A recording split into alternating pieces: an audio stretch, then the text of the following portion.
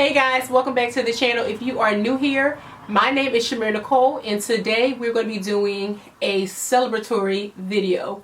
Today marks the 1-year anniversary of my cancer diagnosis, my breast surgery, and reconstructive surgery. So I wanted to come back and just basically answer a few questions that I've been getting fairly recently. I want to also take this opportunity to thank everyone who has DM'd me on Instagram and even reached out to me here on YouTube asking more questions, and that is really what sparked me doing today's video. I want to come back, answer some of those questions, and just basically give you guys a 1-year update on my prognosis and where I am today. So if you're interested, come on back. Alright, so we are back, and I'm going to briefly, if you are new here, I'll briefly kind of go over what happened and how we got up to this point. So this time last year, I had to go into an emergency surgery because I had previously, a few months prior to that, found a lump in my breast. That lump started off the size of a gumball, so very small, maybe like the size of a quarter in diameter. And I felt it and I was like, oh, what is this? And I kind of was like, maybe it's like breast tissue. I was like, nah, it's a little bit hard. So I went to my doctor. The doctor said, we'll monitor it. Fine. I would probably say maybe a few months later, I noticed it was growing, and I'm like, no, this used to be the size of a gumball, and now it's, you know, it's getting pretty huge. So I was sent for my first biopsy, my mammogram. I had my first time having a mammogram at 36, and when they did that, they said, okay, this is looking really not good. So they sent me off to a specialist. From there, they did a biopsy of the mass. From there, I went to my first doctor, and that is when I got my first cancer diagnosis. So to say I was scared is an understatement. So from there, I also went and got a few second opinions. All of this process I did document for you guys here on the channel. I will leave those videos on your screen here or here, and I will also leave video links to all of this in the video description as well, because again, I did document all of it in a 3-part series. So from there, I went and got another second opinion, and that doctor told me that he did not believe that it was cancer per se, but I did have a vast amount of precancerous cells, and if I did not have the mass removed immediately, I would then have cancer. So I just want to kind of give you an update on what was going on around that time. I had actually just won the title of Mrs. New Jersey America, and I was preparing to go to Mrs. America during all of this. So I was running around trying to find gowns. I was preparing for the opportunity of a lifetime. Like, I had worked so hard to be able to go to Mrs. America and represent my state as a pageant queen. I had just won my state title. I mean, I was over the moon excited. And then, wah, wah, wah, the C word came. So it was a lot going on. And so because it was a very stressful time, it was good stress, and then we added on the bad stress. So by the time we actually had to go in for the emergency surgery, I had already had a few x-rays and all types of different testing that I was going for.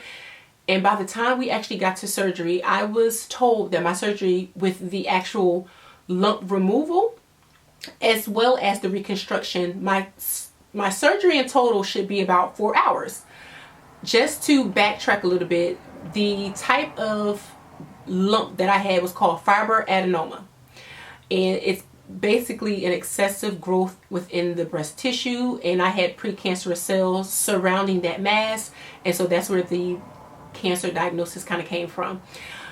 So let's just kind of pivot. So from there, they told me, okay, it's going to take for us to remove about an hour and a half, possibly 2 hours. For us to do the reconstruction, it will take about another 2.5 hours. So for the most part, they were estimating 4 hours for everything. I said, okay, you know, that's fine. You know, I just needed to be gone. At that point, I didn't care about competing at Mrs. America. I just wanted to be healthy. I have kids, I have a business, I have a husband, all of that. And I was just like, just get it out. Like, at this point, you can take the titty. I don't care. I really don't even care at this point. Just remove it so that I can be healthy and I can be here for my family, right? So when they went in to do the actual surgery, they pretty much ran into a catastrophe, right? So in those short few weeks, this mass had grown from the size of a golf ball to almost the size of a tennis ball.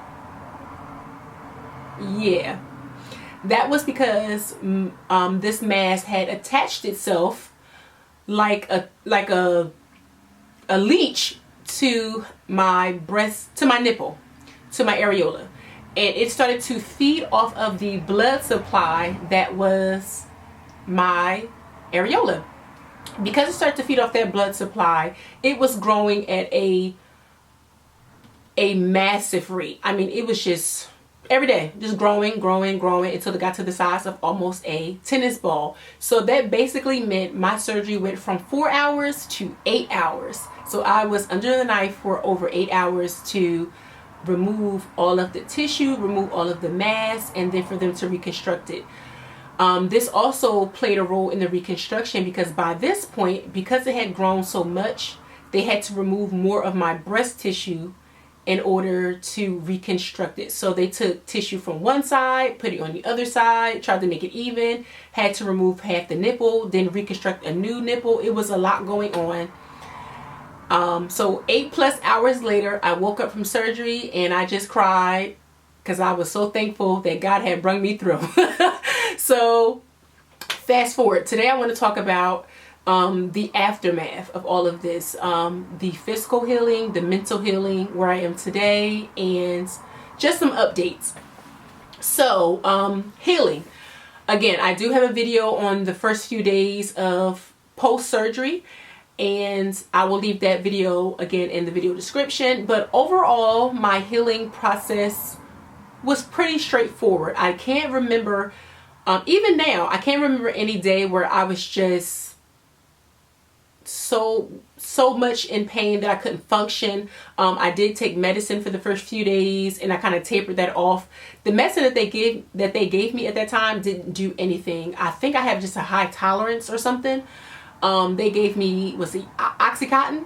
They gave me Percocet. And I know that these are medicines that people sell on the street to get high. And when I tell you they did absolutely nothing for me, they did absolutely nothing for me. I didn't feel any high. I didn't get any pain relief. I was still in pain. So I'm like, I don't know how these people are selling this stuff and getting high off of this stuff because it's doing nothing for me.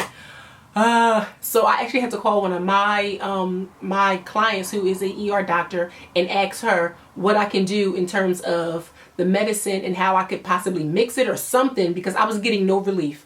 So the pain was horrible. But you got to remember, it was a tough surgery. I mean, they pretty much reconstructed my entire left side. Literally, my entire left side, they had to reconstruct that.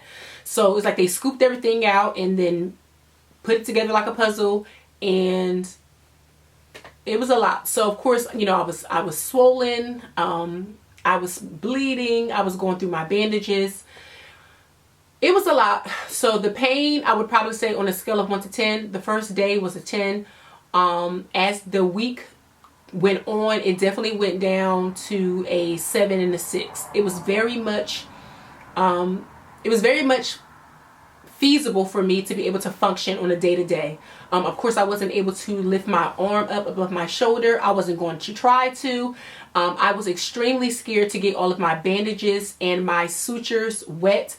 Even though my doctor said I could, I was so scared that I would mess it up, or I was so scared I would bust something open. I said, I'm going to sponge bath this for a week. So I did a sponge bath for a week. Even after I went for my follow-up, I still did a sponge bath because I was so scared. So let's talk about it. Again, remember, my particular mass was feeding off of my blood supply from my areola. So he had to not only reconstruct the breast, he had to reconstruct the areola as well. So I was literally, they call it an anchor cut. So they cut from underneath my breast all the way up. Let's see, underneath, a line straight up, around the breast, but my underneath went from side to side, all the way up and around. So it's called an anchor suture or anchor cut. And that is how they kind of went in and basically he removed, one doctor removed it. They tag team me, y'all. So one doctor went in, she was a specialist. She went in to remove the mass, remove any of the cancerous cells that were surrounding the mass, and any excess tissue where she felt as though the mass or the cells could have spread. She took that too. She said she don't even want to leave anything that like it could be something left. She took it all. I say, I'm here for it. I don't care.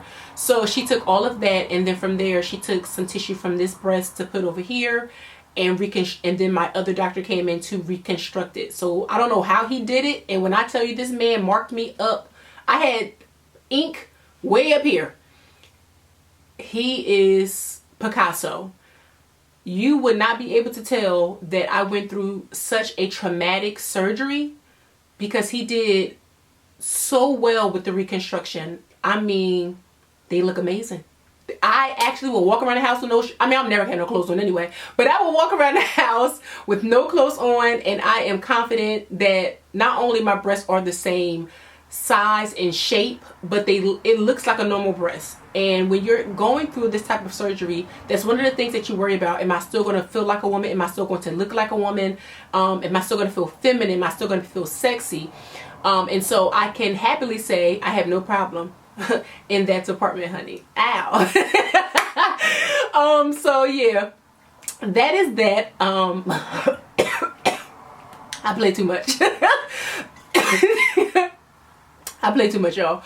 But so yeah, so I have no problem in that department. They look so good, guys. Like, I have no problem. And like I said, around this time I was preparing for Mrs. America, and it just so happened, I really do feel like God did this for me. They actually, they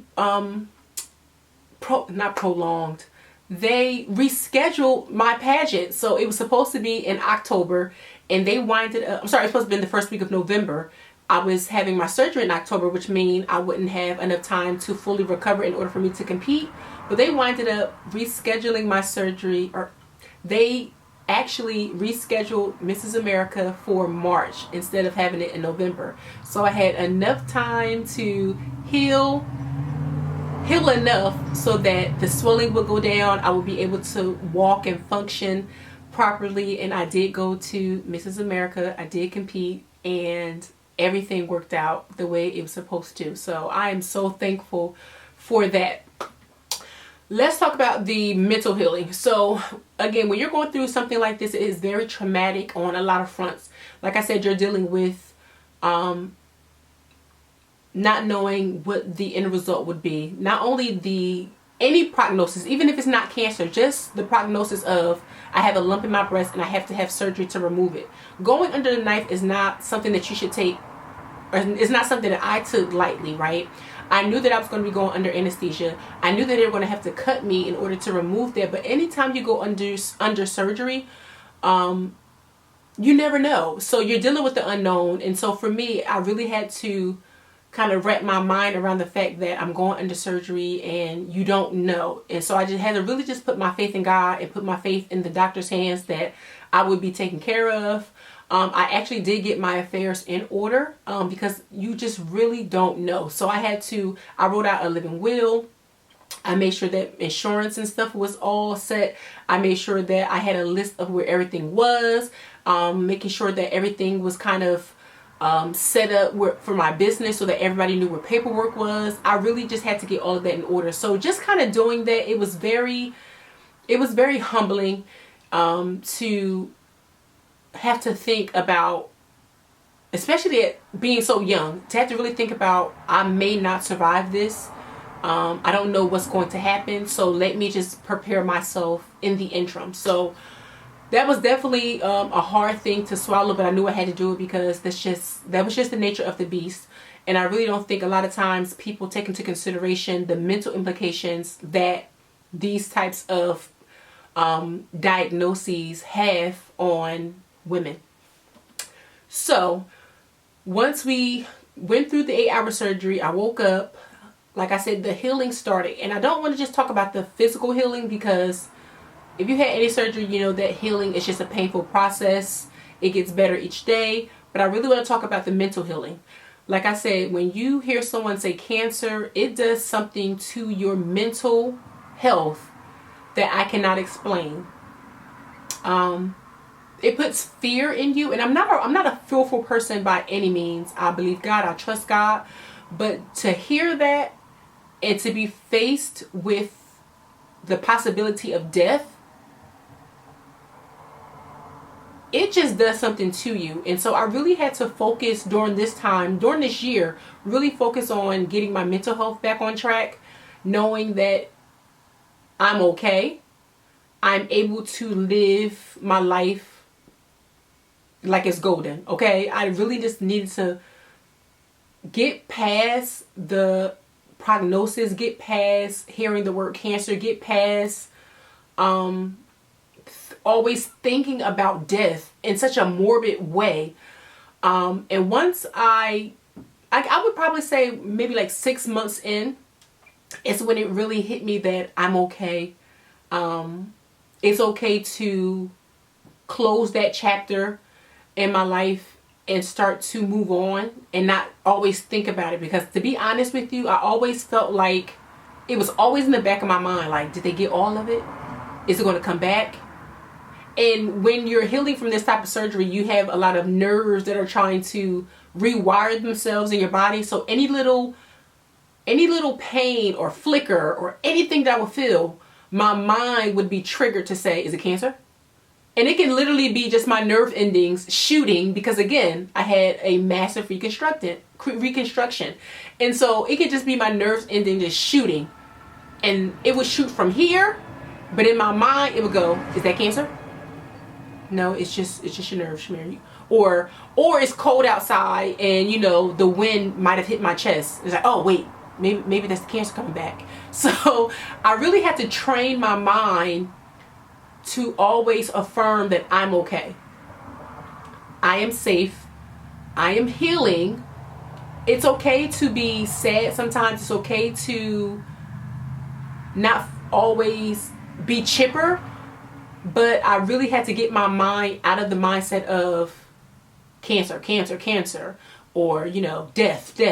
So I think that's probably the biggest part of this healing process that I had to deal with, was not feeling like I was always prone to going back to a cancer diagnosis. Now, where am I at today?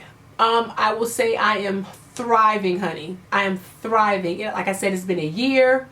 The girls look wonderful. They look wonderful, if I don't say so myself. Even when I did go to compete, it was a few months after my surgery.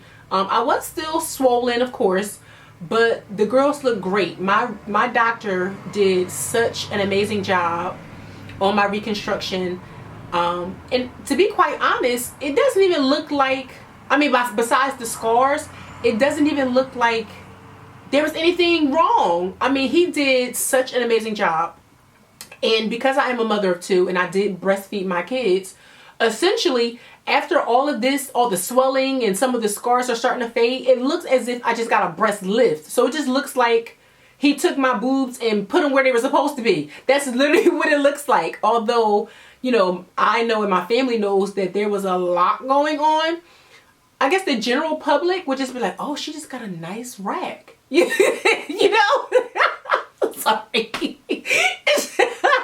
It's just like, oh, she got a nice rack. They're just so pretty. But, you know, in my mind, I'm just like, well, honey, this was a lot. This was a process. But they actually look really good. Again, one of the things when you're going through this, you think, oh, I'm not going to feel like a woman. I'm not going to look like a woman. I'm going to look deformed. I'm going to have scars. And you know, you kind of go through all of that. I will say with 100% certainty, they could have took my breast off. If it would have guaranteed I would not have cancer, or that lump would not have come back. It was the most painful thing I have ever experienced. because it was growing so fast and it was, like I said, taking or feeding off of that blood supply, my nerves and my chest, it was always hurting. And because I'm a hairstylist, I'm always doing this with my hands and I'm shampooing and I'm doing certain things. I was always getting pain in my left side. And once they took that mass away, not only am I able to function and not have to be in pain, but I'm also able to function and not have to have the mental block that, you know, something's going on there. So I'm just really thriving, you guys. I'm living my best life. I have a new lease on life and I just feel unstoppable. Honestly, I feel unstoppable. You can't tell me nothing. And again, you know, the vanity part of this is because they fixed the breast, they kind of sit up where they're supposed to. So there have been days I can go without a bra and be okay. So there is a silver lining to everything. But again, guys, I'm doing so much better, and I really just want to take this opportunity to again thank all of you guys who watched that series, who have still been commenting on that series even up until today, commenting and leaving questions. And I really want you guys to really what's the word I'm looking for? Really take this time to take care of yourself. That's not the word I'm looking for.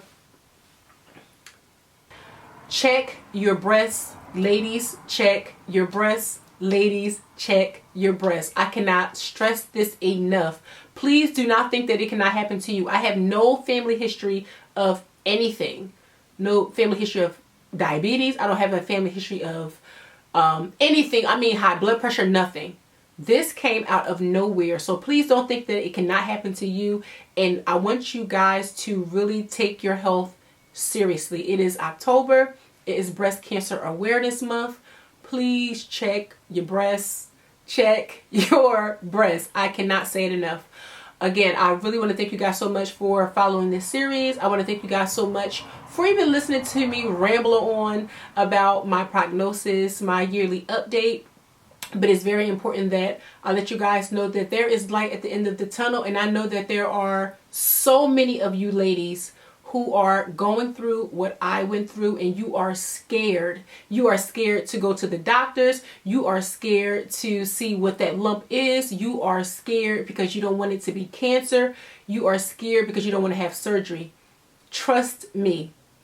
I want to zoom in a little bit. Trust me. I know how you feel.